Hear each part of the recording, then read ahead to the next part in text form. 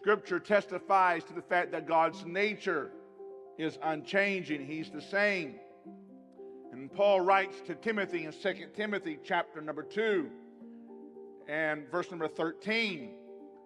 Paul tells Timothy that if we are faithless, God still remains what? Faithful. For he cannot disown himself. Even when we are faithless, God is still faithful. I can relate with that faithless part in my walk with God. There's been many a time in my journey with Jesus Christ where I strayed from what I should be doing, and I became a little unfaithful. But God still remains faithful. And I so love that even though I've been unfaithful at times, that does not change who God is.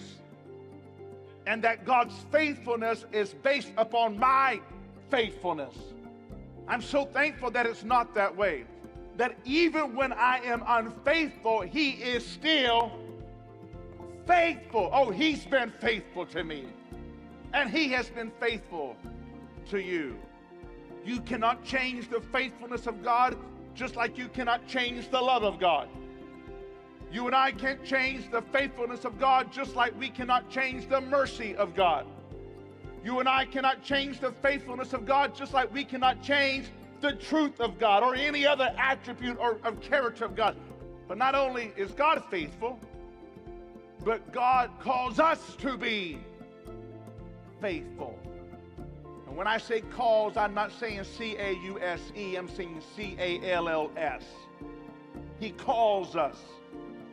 He commissions, He pulls for us. He draws us to be faithful.